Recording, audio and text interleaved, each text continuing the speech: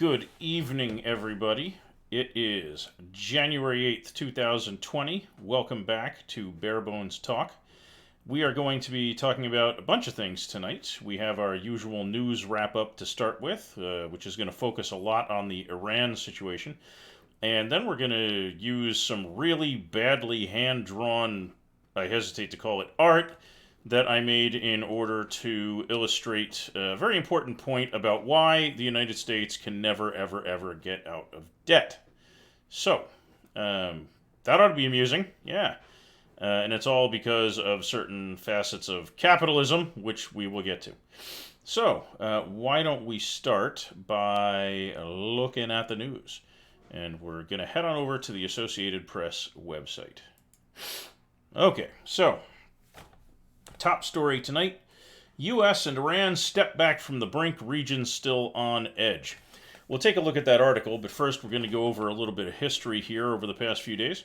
So a couple days ago, Trump ordered a drone strike that blew up a chunk of the Baghdad airport, taking with it General Soleimani of Iran, who was a very awful human being, but he is also a political leader of a nation with which we are not at war, making the drone attack an illegal assassination against a foreign leader, roughly the same in terms of legality as if Iran had flung a missile into Mike Pence's house and killed him, while we're not in a state of declared war. So, the United States is absolutely in the wrong here, by which I mean Trump is absolutely in the wrong here. And not only did he kill Soleimani, but he also took out a bunch of other guys as collateral damage, including an Iraqi military officer. So the Iraqis are what I can only politely describe as mighty fucking pissed. They are not happy, which, is not surprising. They have every right to be really upset. The Iraqis are having parliamentary meetings since that day talking about kicking all American troops out of their country. A move I can't say I blame them for, since the United States blew up a chunk of their major, international airport in Baghdad. Not okay. Just not okay in any way, shape, or form.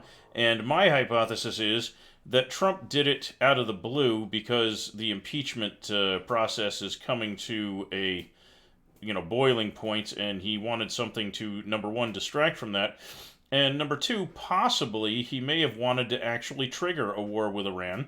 And again, that would distract people from the impeachment process, but also, historically, it's virtually impossible to vote out a president who is the sitting president during wartime. Wartime presidents tend to get both terms. They tend to stick around and be able to push through lots and lots of legislation because people want to support leadership when we're in the middle of armed conflict, right?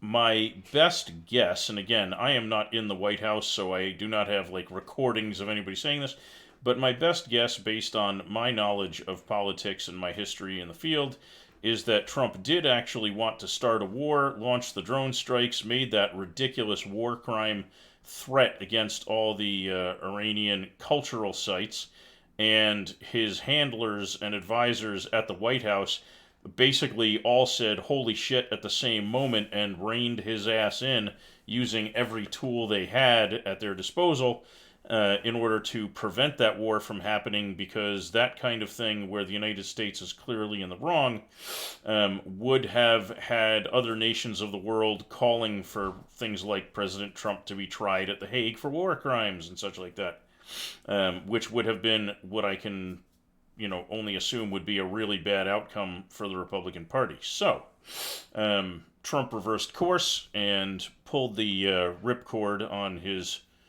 emergency get the hell out of this plan, parachute. And now this is where we are.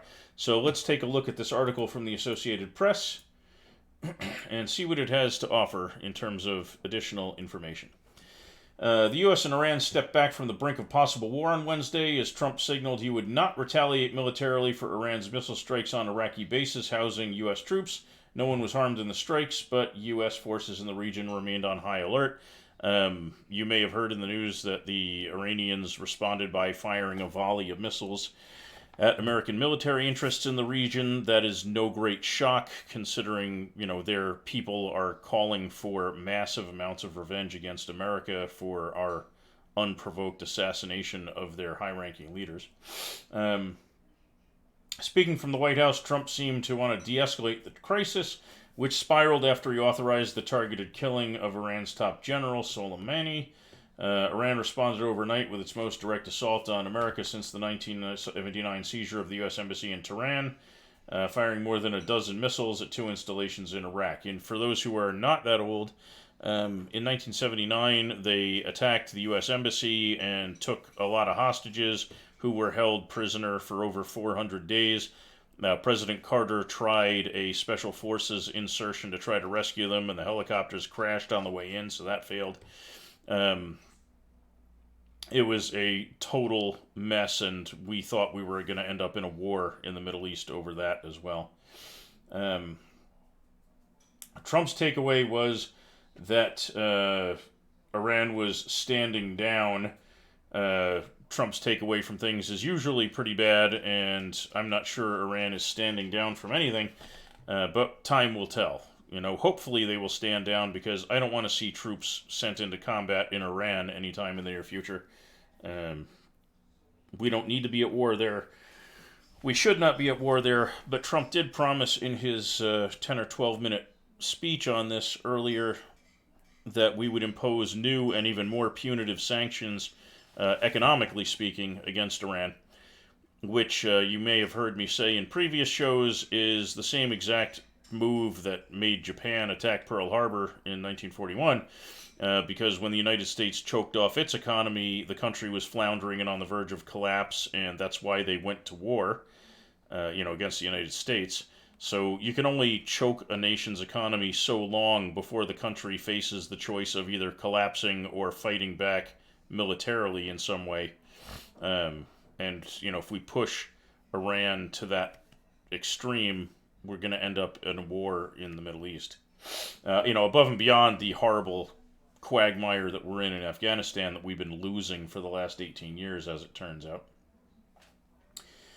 Despite such conciliatory talk, the region remained on edge, and American troops, including a quick reaction force dispatched over the weekend, were on high alert.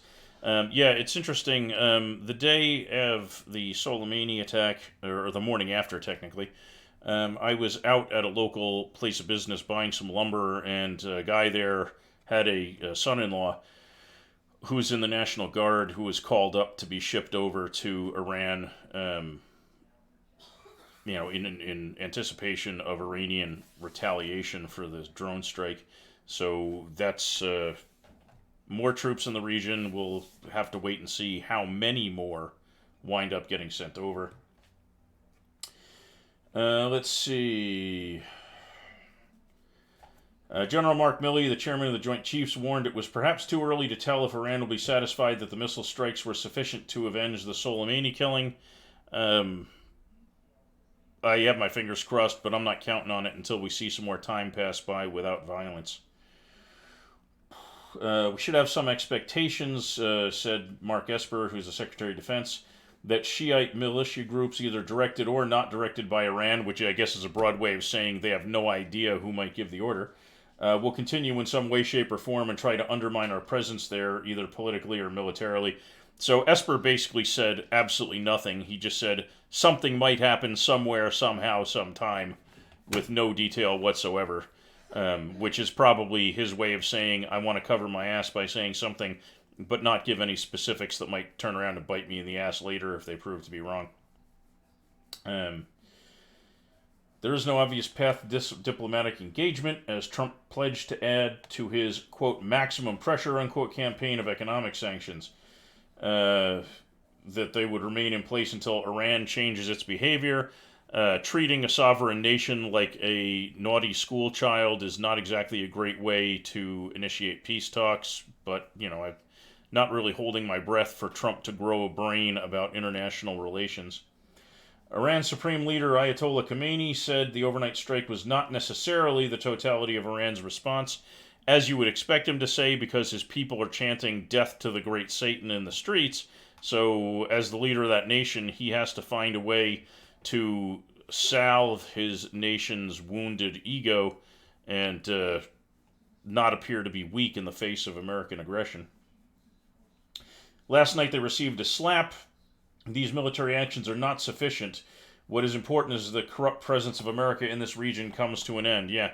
So Khomeini's probably going to be on board with the Iraqi decision to pull troops out of Iraq and try to support that in any way he can. There's no good outcome from this. There's just no way there's going to be any positive, result to an unprovoked attack that kills a sovereign nation's leadership class of people. Trump, facing perhaps the biggest test of his presidency, credited the minimized damage to an early warning system, quote, that worked very well, unquote, and said Americans should be, quote, extremely grateful and happy with the outcome, which isn't a boneheaded thing to say. The early warning system wouldn't stop the missiles from landing. It may have allowed some people to get out of the way, thankfully, but the missiles were going to land where they were going to land. It's not like they shot down the missiles in flight. The strikes had pushed Tehran and Washington perilously close to an all-out conflict and left the world waiting to see whether the American president would respond with more military force. I sincerely believe that if somebody at the White House isn't reining Trump in, that he would do exactly that. Trump, in a 9-minute televised address, spoke of a robust U.S. military with missiles that are, quote, big, powerful, accurate, lethal, and fast, which is basically Trump saying his penis is small and he needs to use the references to missiles to make himself feel macho. But then he added, we do not want to use it, which mirrors what any woman who's ever found herself naked next to Donald Trump had to say about his anatomy. Iran for days have been promising to respond forcefully to Soleimani's killing, but its limited strike on 2 bases appeared to signal that it too was uninterested in a wider clash. Smart. The problem with fighting back against the United States is the United States tends to use overwhelming force and not with a lot of discrimination, so Iran would need to be real sure it was prepared to go to the distance before engaging in all-out war with America. Lollipoposaurus, welcome. Maybe that's why he seemed like he was roofied or something today. Wouldn't shock me. There have been rumors that Trump basically lives on caffeine and other stimulants to keep him going, which wouldn't surprise me. I mean, a lot of presidents have had drug issues to keep them going. The demands on the time of an American president are incredibly vast, so it would not shock me if he was using medication to help keep himself under control. Blah, blah, blah, blah, blah. Where were we? Trump campaigned for president on a promise to extract the United States from endless wars. Not exactly following through on that if he's going to end up putting us into a war in the Middle East, so we'll see.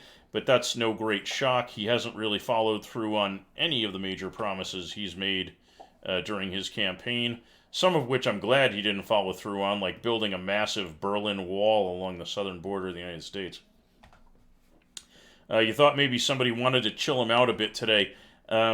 Honestly, if I were one of his handlers in the White House, I would be seriously wondering if I could slip him some kind of sedative in his coffee to chill his ass out before he sends the United States into an unwinnable war in the Middle East. On Wednesday, he said the U.S. was ready to embrace peace with all who seek it. That's at least a positive thing. Probably not his own words, but what are you going to do? Because, previously, his previous statement was about them suffering consequences, so, it seems like a quick reversal. Republican Senator Mike Lee of Utah said it was probably the worst briefing I've seen, at least on a military issue, in the 9 years I've served in the United States Senate. He said it was distressing that officials suggested it would only embolden Iran if lawmakers debated the merits of further military action. He and Senator Rand Paul announced their support of a largely symbolic war powers resolution to limit Trump's military action regarding Iran. Talk about some spineless shit from the Republicans in Congress. Congress is supposed to be the body of the U.S. government that controls whether or not we go to war, not the president. The president is not supposed to have the ability to launch wars. Constitutionally, he doesn't have the right. So, I hope they grow some backbone on the Republican side and rein his ass in. Trump opened his remarks in the White House by reiterating his promise that Iran will never be allowed to have a nuclear weapon. I'm not so sure he'll be able to stop it at this point, since both China and Russia have come down on Iran's side in this, and they are perfectly capable of providing Iran with nukes if they so choose. It's a frightening possibility, but you have to be aware that it could happen. So, what can you do? We can only hope that they will not do that. But I don't think it's within the United States' power at this point to absolutely promise that will never happen. Let's see. Blah,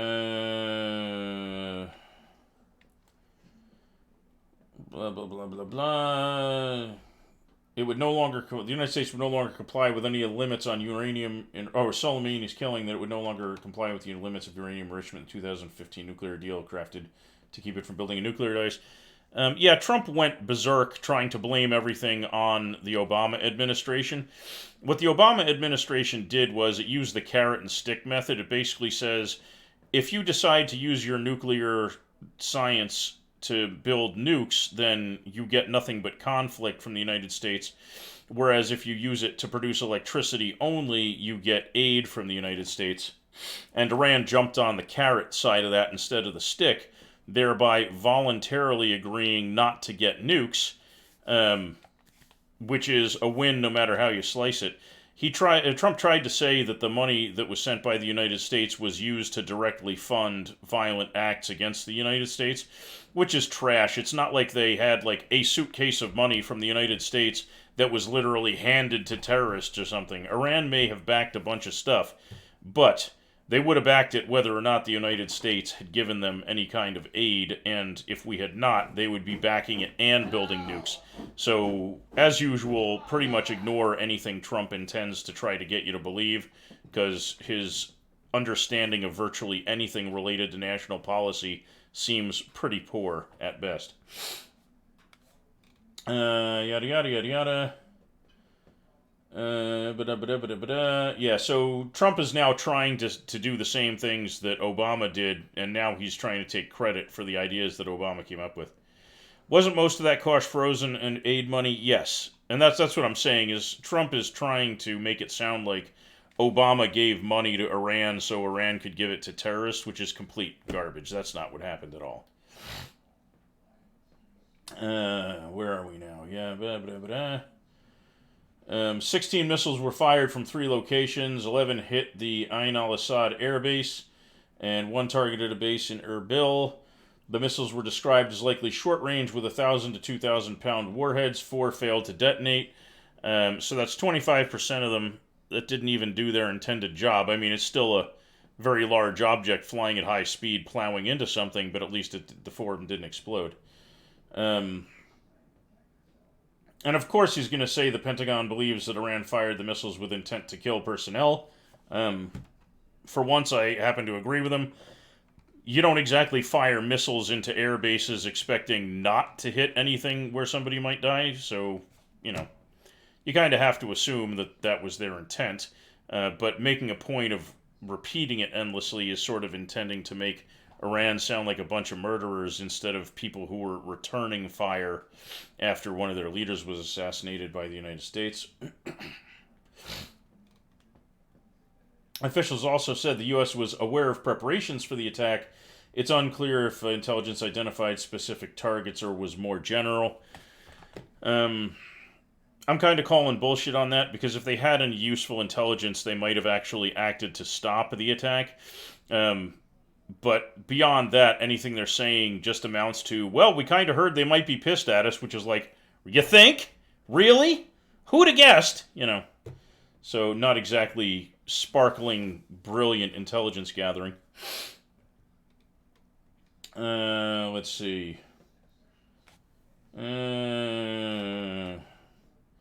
See, this is what I talk about when I say this is the same stuff that the United States did to Japan that crushed their economy in the late part of the 1930s and early 1940s. Um, Harsh sanctions on nearly every significant portion of Iran's economic, energy, shipping, and military sectors. So, the United States is basically doing everything in its power to shut that country down from even existing, and it's kind of hard to blame them for being pissed about that. Not to downplay the attack, but it does seem like a rather light action considering. Yeah, I agree. But you have to keep in mind that if the Iranians did something like overrun an American military base and slaughter everybody there, that there is no outcome from that other than full-blown war with the United States. I think Khomeini is trying to balance looking strong for his people with not provoking the United States to engage in full-scale unrestricted warfare against Iran. Trump and top national security officials have justified the Soleimani drone strike with general statements about the threat posed by the general who commanded proxy forces outside Iran and was responsible for the deaths of American troops in Iraq, except none of that constitutes the imminent threat exemption to not just assassinating enemy leaders. Lollipoposaurus says, I think they also wanted to do something that was 100% them and not them with help from Russia. That would probably make Khomeini look stronger in the eyes of his public, so that wouldn't surprise me at all. So at this point, what we have is the United States is backpedaling, I guess is the word I'm looking for, its original stance about we're going to punish Iran, which is a good outcome, at least as far as it goes. But, it's kind of a too little, too late thing. We already look like criminal assholes in the eyes of the public of the world because Trump committed a blatantly illegal act. And we're stuck with that. He got elected. His voters put him in office. So the United States is going to bear the shame of that for a very long time. All right, let's see what else we have here in the Associated Press. Let's refresh it. All right. What a shock. Trump minimizes IS risk, distorts Iran payout. Is there anybody here who's surprised that Trump distorts the facts, the truth, reality, anything like that? I can't say that surprises me. It would shock me if Trump spent a day without lying, distorting, or otherwise mutilating the facts and truth. Impeachment standoff deepens, testing McConnell and Pelosi. So let's take a look at that, because that's the other massive news story going on in the United States, is the impeachment process. Yeah, so Mitch McConnell, who is, as far as I can tell, the most dangerous man in American politics today, because he is both evil and very capable of obstructing the entire functioning of the United States government, and has proven himself willing to do that. He said there will be no haggling with Democrats, as Pelosi demands for more details and witnesses. Basically, he's already gone on record publicly saying that he's going to coordinate with the White House's defense team and has no intention whatsoever of making this a fair and impartial trial. He's basically said he intends to acquit no matter what happens. Trump could show up, with a child in tow and stab the kid to death on the Senate floor, and McConnell would not want to convict. So, it's pretty much a foregone conclusion here that no matter what happens, if the Republicans still control the Senate when this trial happens, that Trump will be acquitted. Lollipoposaurus says, I think Trump is actually shocked that people think he and the USA aren't great.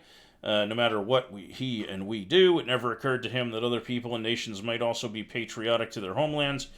I think you're correct in general, but I think he still doesn't understand it. It's not that he's shocked that other people don't think America's great. He just assumes America's great and doesn't care what anybody else thinks. To him, the rest of the world is irrelevant. To him, basically anybody but him is irrelevant. It's very symptomatic of narcissistic personality disorder, which, as an armchair psychologist, it seems pretty blazingly obvious is a likely diagnosis for him. So, yeah, I think you're pretty much on point that it's beyond his understanding that anybody else could care about their own country or not think America is number one.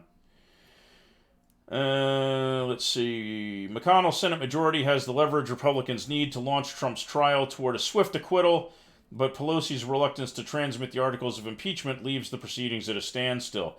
I think what Pelosi might be thinking is, since she can hold on to those pretty much as long as she wants, to wait until the elections are looming large and either use that as counter leverage if it looks like the Republicans can't be sure of maintaining that majority, or just wait until after the election to hand those impeachment articles over if it looks like the Republicans are going to hardcore lose control of the Senate. In which case, you could actually see a possibility of a conviction if it's not just a foregone acquittal by the Republicans. Lollipoposaurus, like he just never considered anything outside of his own views since he thinks he's always right. Absolutely accurate. Absolutely accurate, Lollipoposaurus. What started as a seemingly minor delay over process and procedures is now a high-stakes showdown between two skilled leaders facing off over the rare impeachment trial, only the third in the nation's history. I hesitate to call Mitch McConnell a skilled leader. He's a skilled politician, but he is only able to lead people into their own destruction. He's not a leader in any positive sense. There will be no haggling with the House over Senate procedure, he said. We will not cede our authority to try this impeachment. The House Democrats' turn is over. Again, he's already said he basically plans to make sure the fix is in. What's amazing to me is that level of corruption has not resulted in an immediate recall of that guy, but I mean, his state is Republican, so I guess that explains why he hasn't been recalled. 3 weeks have passed since the House impeached Trump on the charge that he abused the power of his office. Trump insists he did nothing wrong. No shock there. Of course, he's going to say not guilty. But his defiance of the House Democrats' investigation led to an additional charge of obstruction of Congress. He is obviously guilty on both counts, but his party will never convict him. Do you think the whole Iran thing might actually play to her side and buy her some time to hold off and end the Republicans being able to play the impeachment as distracting us from keeping America safe from Iran? I don't know if it's going to play out that way, but I do know that there is no shot clock running on delivering the stuff to the Senate, so she could wait for as long as she wants. And if Trump keeps on basically assassinating world leaders to try to play that card, then it'll just end up with more charges being levied against him, and him being accused of war crimes. So I'm not sure the Republicans have a hand to play in that game. Blah, blah, blah. The impeachment timeline is complicating the political calendar with the weeks-long trial now expected to bump into presidential primaries. Several Democratic senators are running for the party nomination. Returning to Washington from the campaign trail, Warren told reporters she was confident in Pelosi's plan. I have no doubt she'll get this right. Some things are more important than politics, and the impeachment of a president is certainly one of those. No one's above the law, not even the president. That's very true. Unfortunately, it looks like the Republican Party may be about to change that and actually make the president above the law, which, number one, would suck for America, and number two, would suck for Republicans, even though they don't know it, because sometime in the future, the Democrats will have control of the House, the Senate, and the presidency like Trump did at the start of his, administration. And if that's the case, and you have set the precedent that the president is above the law, the Democrat president will be able to apply that just as strongly and basically bitch slap the Republicans as hard as that president wants to do it. And there will be nothing the Republicans can say about it, because they will have been the ones who set the precedent that the president is above the law. Senator Cory Booker of New Jersey said those articles will come over here for a vote in due time. Yeah, I think that Pelosi intends to play the waiting game until there's the greatest advantage to the impeachment process. Pelosi wants McConnell to immediately make public the details of his trial proposal. She wants to know how much time will be devoted to the trial and other details about the arena before announcing her choice of House managers to try the case. No great shock there. Sadly, Leader McConnell has made clear his loyalty is to the president and not to the Constitution. That seems very accurate. She said the process he is outlining is unfair, also accurate. So, yeah, I mean, the confrontation, blah, blah, blah, McConnell ground. Yes, Tuesday he has support from the majority of senators to start a trial structured like the last one against Bill Clinton in 1999. Those proceedings also began without an agreement on witnesses. But there's a major difference, which is the impeachment of Clinton was about getting a blowjob. The impeachment of Trump is about abuse of power and obstruction of Congress, which are basically treason-level offenses. Whereas having an affair with one of your underlings is awful, but not a treasonous offense. So they're not even in the same ballpark. McConnell's just trying to weasel his way into making it easier for himself to hand an acquittal to Trump.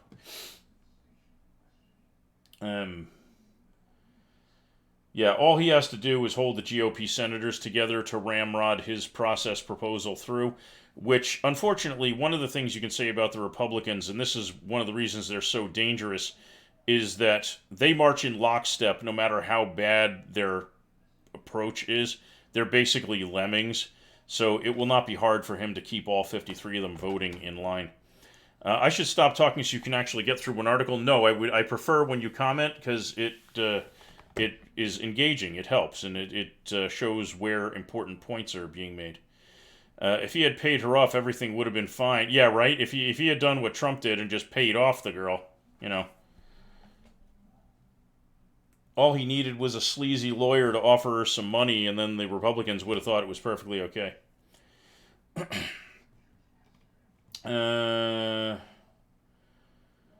On the floor, Democratic leader Chuck Schumer promised he would force votes on witnesses, requiring senators to choose whether they want to hear from Trump former National Security Advisor John Bolton and others.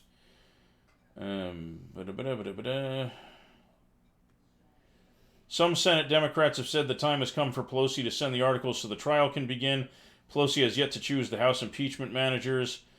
Aides downplayed any rift between the leaders, saying senators are simply eager to have their say on Trump's impeachment. Again, this is where we show the cracks in the Democratic unity. If Democrats could just get their shit together and march in lockstep in order to fight back against the Republicans, they would have a much higher success rate. But Democrats by nature are open to new ideas, new thoughts, new procedures, new paths forward. They're not so dogmatic as Republicans are, and that should be a strength in governance. But when you have one side that's evil and will march in lockstep, it gives them an advantage when it comes to dragging the country down the sewer. Yeah. So, yeah, the Republicans are pissed. They want to just get this over with and hand an acquittal to Trump so that they can get on with the process of destroying America. And the Democrats want to do whatever they can to guarantee at least a chance of a fair hearing. So, you know, until one side or the other can force it, you can expect this to continue to be a major bit in the news. All right, what else we have?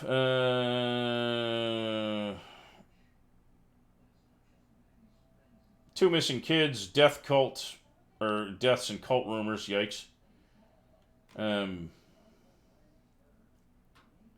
yada, yada, yada, yada. Jet crash. That's tragic and horrible. Brazil orders Netflix to remove film with gay Jesus. A Brazilian judge on Wednesday ordered Netflix to stop showing a Christmas special that some has called blasphemous for depicting Jesus as a gay man, and which prompted a gasoline bomb attack on the satirists behind the program. Because of course they did. Because of course, when your religious sensibilities are offended, the proper response is not to say, I'm offended, it's to start throwing gasoline bombs. Because, as you do, you know, when God is on your side, murdering shit tons of people by burning buildings full of people to the ground is somehow okay. What a bunch of assholes. Unreal. Unreal. The level of bigotry that religion promotes is just staggering. Like, it's satire, dude. Get over it. Unbelievable. Yeah, exactly, Lollipoposaurus. Nothing says the Christian love like firebombs. Um, put that on a red hat. Yeah, nice. Oh, let's see. Blah blah blah. Yeah, of course. See, here we go. Analysis: Trump seeks election year out after Iran strikes. His handlers told him that was a bonehead move, and he's trying to backpedal. Of course, he is. Ugh. Justin Bieber has Lyme disease. That's too bad. I don't really love the guy's performance, but I hate to hear anybody is sick. Oh, here's something. Um, Companies are starting to build the border wall using private funds, not waiting for the federal government to do it. And in the process, they're actually destroying river embankments that are used to reduce flood damage. So, yeah. Welcome to Trump's America, where people think building a border wall is a great idea, but they don't mind doing it on a sandy riverbank, which will eventually collapse, destroy the wall, and lead to massive flooding on the American side of it. Because, who gives a shit about lost life when you're a Republican? Oh, God. What else? What else? Don't care about football. I guess the new Kristen Stewart movie is getting panned by reviewers, which is too bad. She's a good actress, but that movie apparently is, not to put too fine a point on it, when it's a movie about being underwater, it's going to tank. Yada, yada, yada, yada, yada.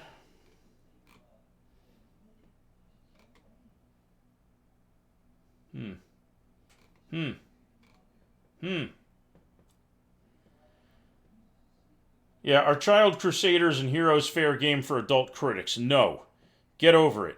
There are so many people bashing Greta Thunberg. It's like, if you're such a dumbass that you think that A, climate change is not real, or B, you feel threatened by the fact that a young woman has been an outspoken advocate for not burning the planet to a cinder, then you're an idiot and you shouldn't offer your opinion about anything. Yeah, I agree, Lollipop.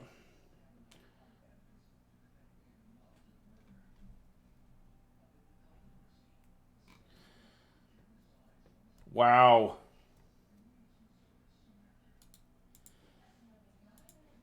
The newly elected treasurer of a small city in western Pennsylvania asserted in a lawsuit Wednesday that city officials plotted to block her from taking office because she's black. Uniontown Treasurer-elect Antoinette Hodge called or alleged that a city councilman, Martin Gotti, took action to prevent her from being sworn in as scheduled and called her a, quote, colored girl, unquote, in a discussion with officials at a bonding agency. Gotti, a defendant in the lawsuit, has adamantly denied using racist language. He had legitimate questions about the elected official's financial background. Wow. Just wow. Ugh. I'm just mind boggled. Like, this is 2020, people. Get over your bullshit already. Ugh. Ugh. Holy Schmidt. Ugh. What I've got to ask you is, do you have any idea what century you're living in? That's a good question. Oh, God. It says he never used that phrase in his life except that people overheard him doing it. So, what are you going to do? Oh, man. Hmm.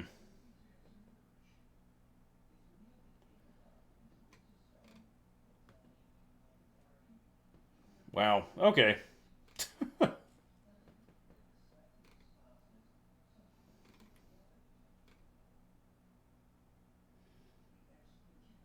Ugh. Okay, so I think we've had about enough Iran and other news for the moment. Let's talk some economics. And I gotta crack my neck here. Oh man, my neck's been killing me today, people. Forgive me. But now I have to bring up the all-powerful Microsoft Paint to show you my brilliant works of art. Okay, so what we're going to do now is we're going to be talking about one of my favorite topics, which is why capitalism sucks. And in order to understand this particular point of it, you have to understand a little bit about basic economics and how economies work. And I'm going to make it as simple as possible, and I hope you'll find it educational and interesting, and not laugh at my horrific art too badly here, because I'm telling you ahead of time, it sucks. My art is really bad. All right, so imagine that this stick figure on the left is me. Okay? Me. And this one over here is you. Look at this. Look at this talent. Look at this talent. Okay. So we're going to pretend, for purposes of discussion, that the entire economy of the world is just me and just you. And that between us, we have some cash and we have some bread. Okay, you're with me so far on this? Let me know in chat if you're with me so far.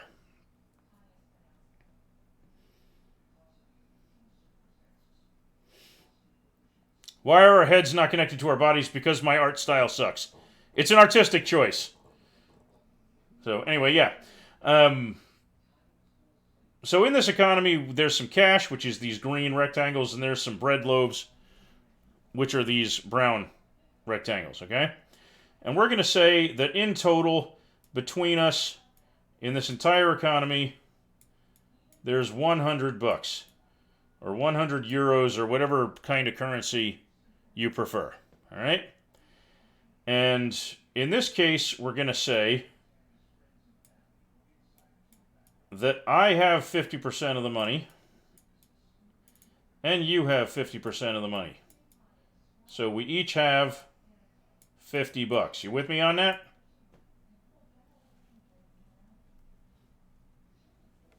Yes, there you go, Lollipop.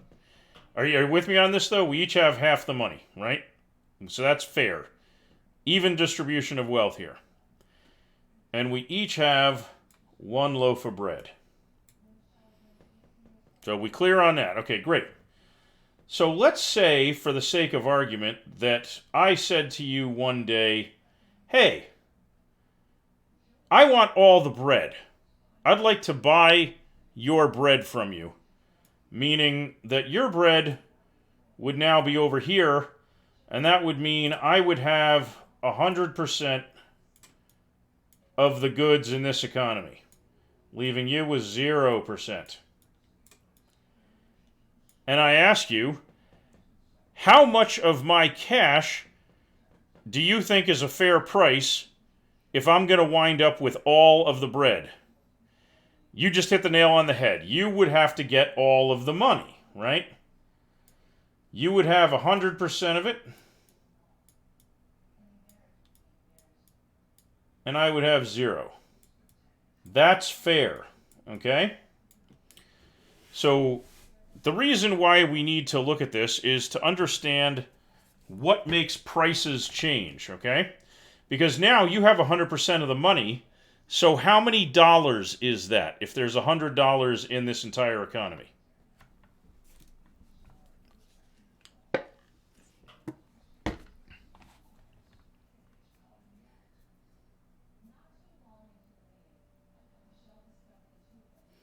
Let's see. Correct. So now you have $100 and I have 2 loaves of bread. But let's back up a little bit here, okay?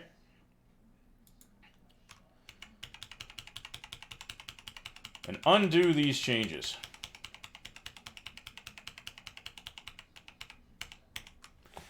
How does this change if the entire economy has $200? Now I want all the bread, and we each start with $100. How much should you have if I want all the bread? How many dollars should you have in total when I give you money for your bread? If there's $200 in the economy now.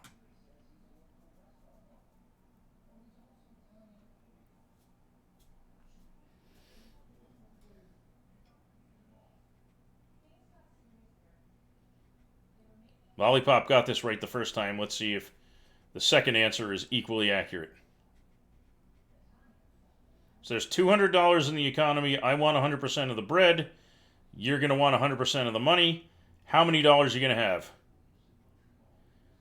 Okay, so now you're starting to find the interesting part about this. The correct answer is the $200 because I'm going to have all of the assets, and that would mean you would have all the currency. Because if I only give you $50, now I have 100% of the assets and 25% of the currency, and you would have 75% of the currency and no assets. So the correct answer would be the 200. And what does this mean? This is how inflation works. If this economy has $100 in it, and then before any transactions happen, you dump an extra $100 into it, turning it into a $200 economy, the cost of everything goes up because now you have more cash for the same amount of goods. That's what causes inflation, okay? That's the primary driver of it. There are some minor drivers, but that's the majority driver of how inflation works, all right? So when you hear that a nation is printing more money, or the term that's often used for it is adding to the money supply, what's actually going to happen is it's going to change interest rates, but it's also going to cause prices to go up. Because now there's more cash in the economy, but the amount of goods haven't changed. You with me? You follow that?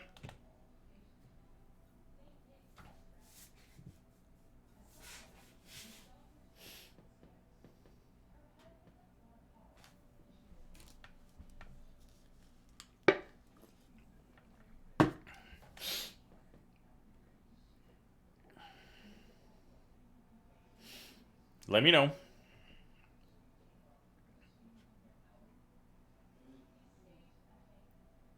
Okay, great. So, just adding money to an economy doesn't actually solve all the financial problems in that economy. But it does at least have some positive effects because it means people are more likely to go out and start spending because they have more cash on hand. Okay? Now, what does that mean in terms of how it affects the United States economy? Well, what you have to keep in mind is that this model we're looking at can have another layer of complexity stacked on top of it if the nation is not in charge of its own money. Now, when the United States was founded in the Constitution, Congress was given the sole right and responsibility for managing the money supply in this country, but that's not what we have now. And now it's time for us to move on to really badly drawn picture number 2. Okay. So this is you. You've got some money. And like most people, you don't just stick it in a mattress. If you have money you're not going to use immediately, you deposit it in a bank for safekeeping so that somebody can't just rob your house and make off with your cash. And you maybe spend it, whenever you need it via a debit card, that kind of thing, or by writing a check. But the basic idea is you take some money and you deposit it in a bank. And how do banks make money? They loan money out and charge interest on it. Okay? So let's say, from our previous example, that you have $100 because that's your part of the economy, and you go and deposit it in the bank. The bank now has $100 in cash, and you have 0. You follow me so far?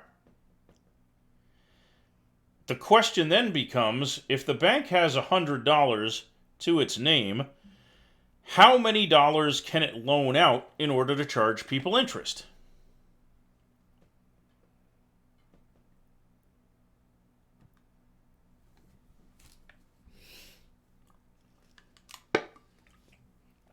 Now, while you ponder that, we're going to point out something else here, which is thinking back on the earlier example about the loaves of bread. If I want both loaves of bread and you want all of my money, but I don't feel like giving you all of my money at once, and you say, that's fine, you can give me, since we're talking about you getting $50 from me, right? You say, you can give me equal, easy monthly payments for a year of just $5, and we'll call it even. You've started a loan with me and charged me interest, okay? The problem is, after 10 months, I'll have given you all 50 of my dollars, and there's no way for me to give you any more money, because the entire economy only has $100 in it, right? That means after the 10th month, I default on the loan. You now have 100% of the currency, and the collateral I would have given for the loan, which is a loaf of bread, would be something you can repossess, which means you would now have all of the currency and all of the bread. Okay? So the minute you start allowing the loaning of money at interest in an economy, the economy is literally doomed to fail. There is no way to pay back the amount of money that is owed because there's not sufficient money to cover the interest. All right? But let's get back to our little bank here, because your bank wants to loan money out at interest. It has your $100.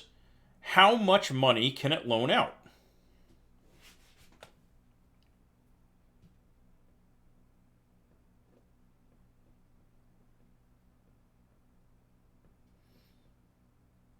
This is an interesting question. I'm waiting to hear what you think. The bank has your $100. How much can it loan out? $100, you say. That is an excellent guess, and it's wrong. Okay?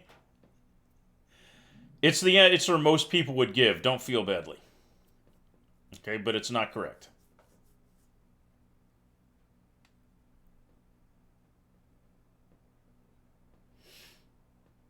You want to take another guess, or do you want to know the correct answer?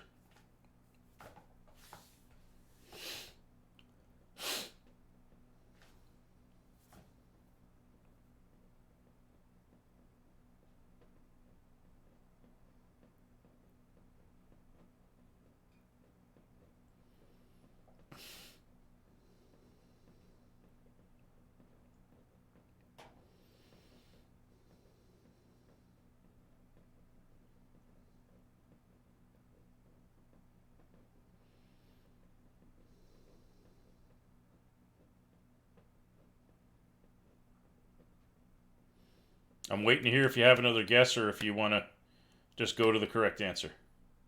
Let me know.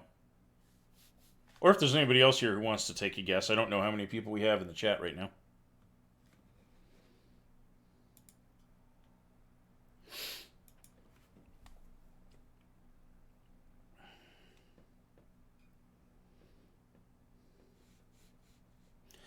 If they don't give it all at once, they can loan out the 100 plus other interest amounts. You're getting warmer, but it's what you really need to be talking about is something called fractional reserve banking, which is what we have here in the United States, and a lot of countries have. Okay, so fractional reserve banking works like this. It says that a bank has to keep a certain percentage of its outstanding loans as actual cash in the hands of the bank in case depositors show up and want money out. Okay? So what that means is, yes, those are dirty words. What that means is, let's say for the sake of argument, that the reserve fraction is 10%. that means that the bank can write loans of up to $1,000 because it has 10% of that value in cash on hand. So it can just invent money out of thin air and just create an account, a loan account at the bank, type in the number 1,000, but because they have 100 actual dollars on hand, they're allowed to do that, and they loan this out to other people. Okay? But here's where it gets really despicable. Because let's say you take out a $1,000 loan. You want, I don't know, a spiffy new stereo for your car that's going to cost $1,000. So you take out a loan for $1,000. But you don't use it right away. You need the money on hand to buy the stereo, but it's going to be a couple of weeks before you actually purchase it and get it installed, right? What do you do with it in that time? That's right. You stick it in the bank. Okay? And the bank now has 1,100, which means it can now write a total of $11,000 in loans. And this cycle can continue and continue and continue as long as people keep bringing some of that loaned money back to the bank. There is a mathematical function that shows you can only keep this going for so long because there are limits in place by law and by mathematics, but it can reach some pretty obscenely high values, okay, before this actually becomes against the law to do. But here's the crazy part, right? What that means is if depositors come back and ask for $1,100, technically what's happening is that the borrowers are the ones footing the bill. Yes, exactly, Lollipoposaurus. So that's why fractional reserve banking is such a racket, why it's so damaging, okay? But here's where things go really, really off the rails, okay? Let's take a look at this for a second. Because in this circumstance,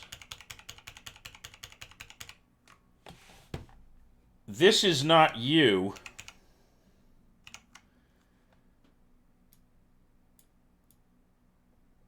This is the United States of America. Okay? Because with the Federal Reserve Act, I think it was 1931, the United States Congress handed over its authority to create and control the money supply in this country to a privately owned bank called the Federal Reserve. Okay? Now, a lot of people assume that because this bank is called the Federal Reserve, that it's actually part of the United States government, but it's not. Okay? In the same way that Federal Express is not a part of the U.S. government, it's just a company that has a government-sounding name, okay? And that allows this bank to skip this whole step and just start issuing loans to the United States, and that's where we get all our currency. So every dollar circulating in the United States is actually a loan from the Federal Reserve Bank, and they are charging interest on it. Now, you remember when I said that once you allow interest to start being charged, there's no way to ever actually pay it all off? That's what's happened to the United States economy. But because it's not just one person trading with another over loaves of bread, because it's 325 million citizens and a whole bunch of businesses all transacting across the wires and using banks and such, it's invisible to the naked eye. You don't see it happening, but that also means it's happening on a scale 325 million times larger than it would if you were the only person that this was affecting. And then you add to that all the many, many dollars that are transacted through and with businesses above and beyond what's transacted personally between citizens, okay? So the Federal Reserve Bank has loaned out all this money, and the United States has to pay them back eventually. And the only way they can pay them back is by sending money back to the Federal Reserve. But as we talked about earlier, you can't actually ever have enough to pay it all back because you actually owe more money than there is in the economy. And what happens then? Just like in the loaves and dollars example, when the United States eventually defaults, they'll have to give up the collateral that they put up as the guarantee of the loan. And the United States only has two things that it can use as collateral. And those two things are land and resources. So when the United States eventually defaults, it will have to hand over United States territory and rights to United States resources like iron and oil to the owners of that bank. And it's not a question of if it's going to happen, it's just a question of how long before it happens. At which point the United States will be losing sovereign territory and the natural resources it uses to actually engage in trade with other nations, which will essentially destroy the United States economy permanently. And that will leave the United States owned by a private entity. Now, this was an outcome that didn't have to happen. There were many attempts by private bankers to institute a central banking scheme like the Federal Reserve Act in the years leading up to the 1930s. But the United States government had people in it that were much more aware of and understanding of the dangers of that and the consequences of that, so they fought tooth and nail and never allowed that to take hold until the Federal Reserve Act of the 1930s, at which point the game was over. It's just a question of how long it takes the Monopoly board to get kicked over and the winner to take the ball and go home. Okay? So unless the United States government literally decides that it is going to retake control of its own money supply, tell the Federal Reserve Bank to basically go fuck itself, that they're never getting paid back and the United States is going to stand on its own 2 feet again, it's just a question of how long it will be before the Federal Reserve literally owns the United States. Have you ever told me that you're just a ray of sunshine? No, this would be the first time you've ever told me that. And I know this stuff is depressing, but the thing is, if you don't know these problems are happening, you can't do anything about them. You can't call a congressman or a senator and say, hey, you need to start putting together legislation to put an end to the Federal Reserve. You can't make statements like that. You can't make demands like that of your legislators if you have no idea that these problems are happening. So the only reason that this stuff is, so depressing but so necessary is that I want people to know what the problems are so they at least have a chance to speak up. It's more that you do know and can't. Is there some reason you can't do anything? Are you not a U.S. citizen? Because your country may have a similar problem if you're not a U.S. citizen.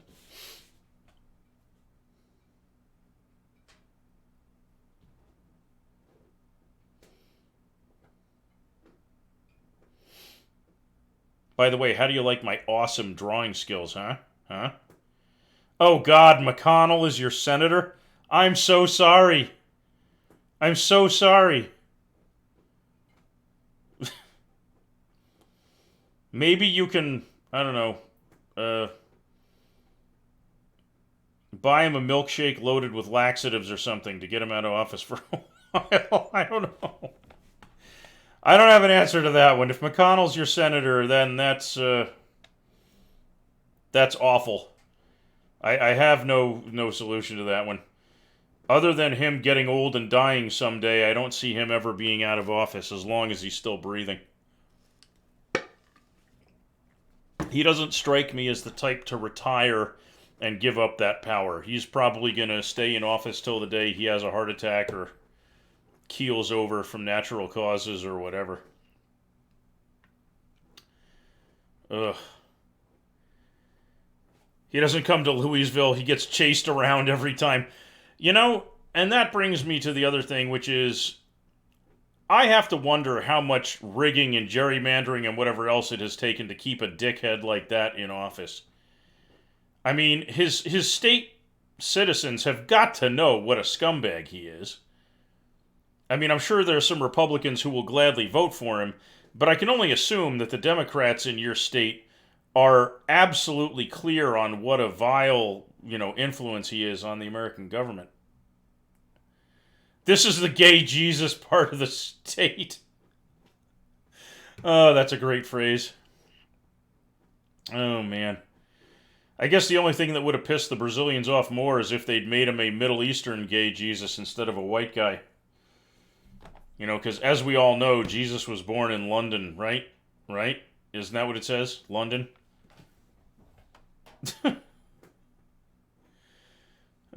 Boy. Yeah. I've actually seen quotes from Christians in Texas who refuse to talk about the Bible in its original languages because they said, and I quote, "If English was good enough for Jesus, it's good enough for me." Yeah. A lot of people in this country assume that, Jesus was a white guy, and they actually stupidly think he was a Christian, even though Jesus was, according to the Bible, Jewish, So what can you do? But yeah, so that's the basics of how loaning money at interest and fractional reserve banking destroy an economy. So aren't you glad you know now? Call me Mr. Sunshine, because I give the good news. Speaking of which, I do actually want to try to find some good news stuff to talk about on stream, because you can't have bad news all the time. So let me get my good... I think I have a good news link somewhere. Hang on a second. Wife looking at me.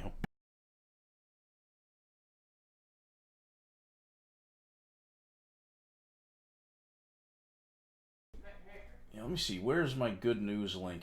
I'm pretty sure I had one. I thought I had one. There we go. The good news link. There we go. All kinds of good news. Single mom who grew up in foster care adopts 6 boys. That's passing the love on to the next generation. Good for her. Good for her. And anonymous donor outfits police canines with safety goggles. That's loving the dogs, I gotta say. That's great. Okay, so now here's some good news we can look at. Yeah. Patsy the dog saves sheep from Australian fires. Okay, we're going to look at this one.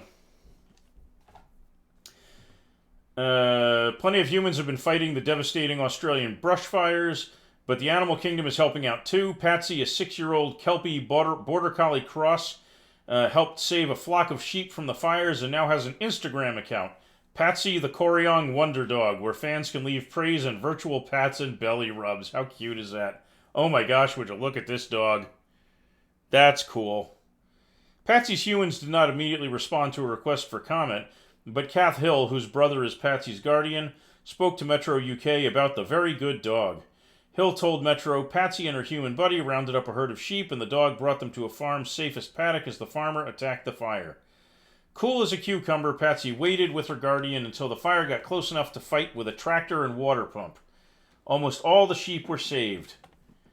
That's awesome. Hey, Patsy, can you hear those sheep? Hill asked the dog in a video. That's all your work. Well done, you little champion. Good girl.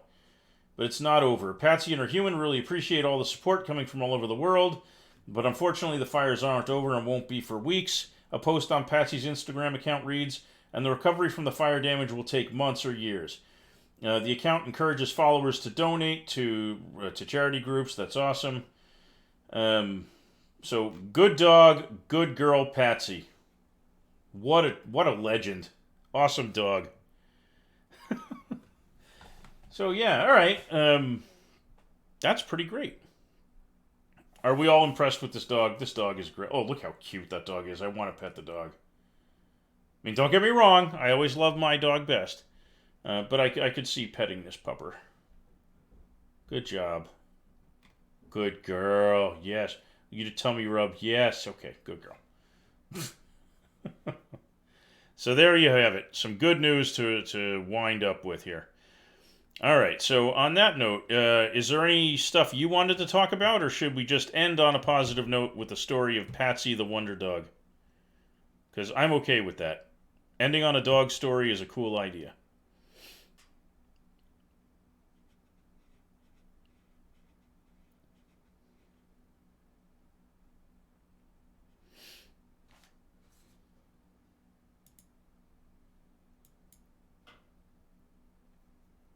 Yes, dogs sometimes are cooler than people. Absolutely true.